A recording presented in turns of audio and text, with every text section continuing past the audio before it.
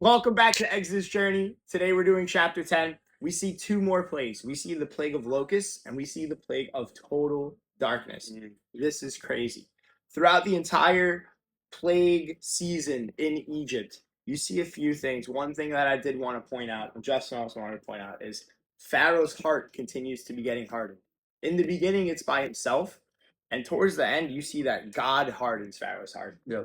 And this is what happens when you continually walk in your sin and continue to not acknowledge God's presence and God's grace and his mercy and his glory. It's very true. It starts with you and then it finishes with God, which is like insane to me. So the people that are in your life that choose to not acknowledge God, I think we just gotta get away from them. Like we gotta. There's a point in which you have to get away, Yeah. but there's also a point in which you want to spread that light. Because There we go. in verse 21, it says there's a darkness that can be felt. And that's a place where you don't want to be with the Lord, where you can't see his presence. And, Jesus calls us to be the light of the world. So we're called to spread that light to people through Christ. There's also a point in which if you're around people who are consistently hardening their hearts towards the Lord and you're getting affected by it personally, it's probably time to spread your light elsewhere. Amen. And you can see, like, right now, like, Moses is trying to be a light to Pharaoh. Yes. He's trying to be a beacon to Pharaoh. Mhm. And Pharaoh is just leaning on his own magicians and his own knowledge and not acknowledging God at all. Actually, a really great point, too, because in verse 29 and right before it in verse 28,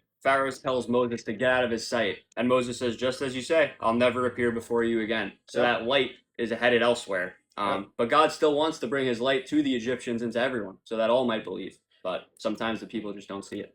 Amen. Well, hope you have a great day, guys.